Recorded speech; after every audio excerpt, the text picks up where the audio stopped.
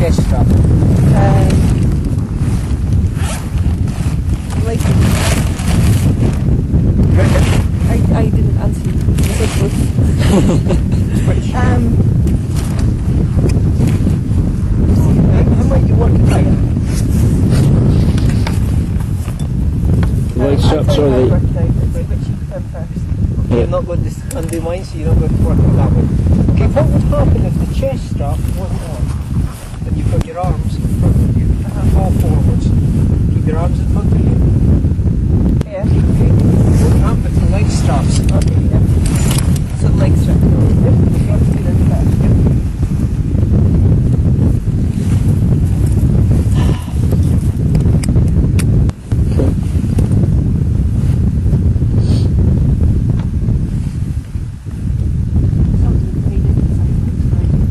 Sometimes we've got kids flying. Right, now the next question is, once you've done that, remedy. Just watch what she does.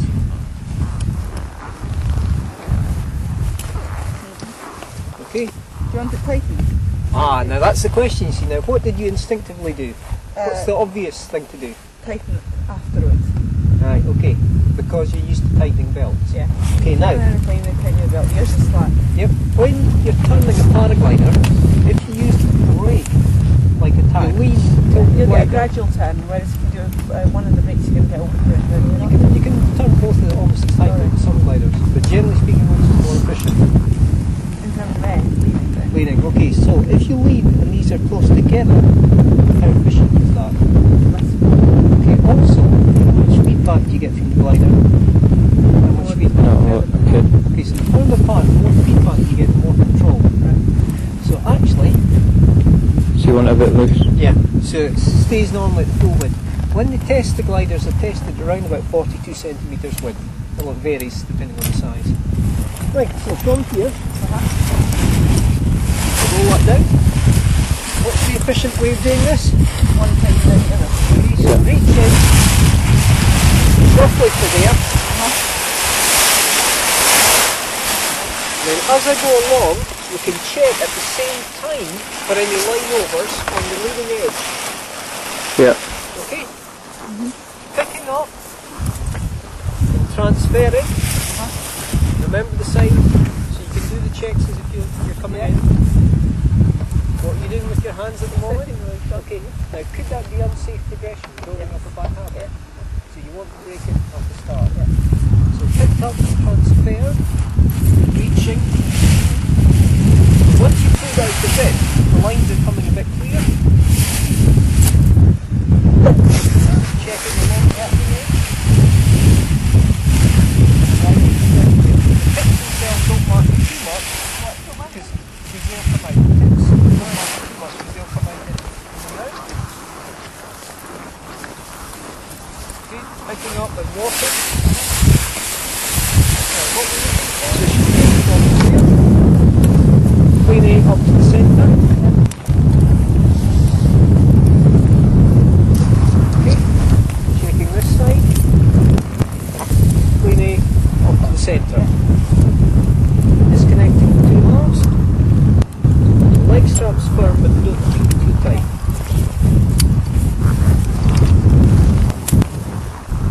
Okay, now, which side do I check first? Which side do you check in terms of what you're going to put on first? So you're going to check the one you're not going to put on first. Yeah. So, Okay. Well, in the case of the Tandem, I actually do both, but yes, you're quite correct. So checking that's all okay, giving myself the slack I need. That one's okay. Make sure the dual controls are clear.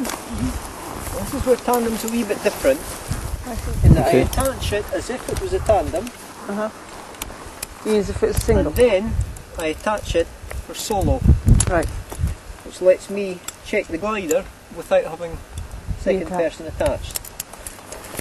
Pick up, monitoring the pressures, watching the hips. Check clean A's, following down, all clean. Then attack 1, 2,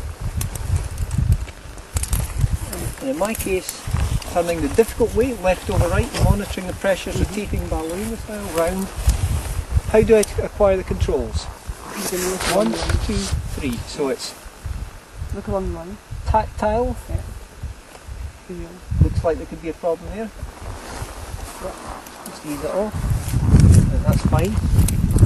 So touch, visual, auditorial. Yeah. From here, Yeah. fixed point, running down. Yeah. Tactile, visual, Yeah. auditorial. Okay. Reaching over and acquire the go on the left wing. Okay. Bit of slack, reaching over. Check the airspace, and we want to surge and drop the wall tidally. Stop.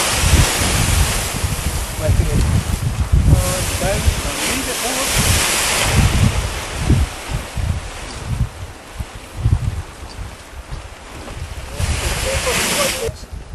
So initially, small surge stop, let it push against the harness, let it settle and fly. With the airspace, stop, settle, surge,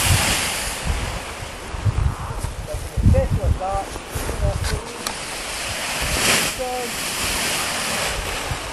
wait, set it solidly up, then turn.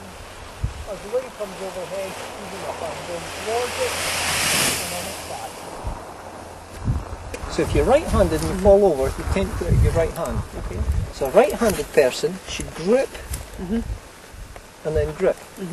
Two reasons. If you fall over, it slows down your tendency to put your hand out and break the wrist. But more importantly, in the launch, the wing is actually coming up in front of you. And the tendency is to reach out and grab a riser, which is what controls the wing.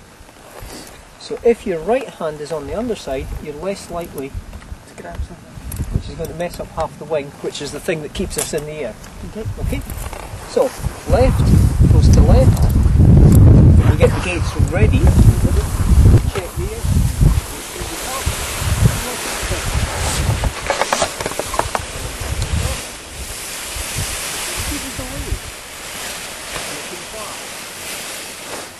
There's a wee delay in what we do, what the wing does, so it's all in the timing. But the less you do, same sort of thing. Before, if we've got time before landing, doesn't matter what you like to do. But the way you do that, is it's paper, ready to start, sliding it up, let's check a little bit, going down, you get stuff round it, this thing will probably continue on.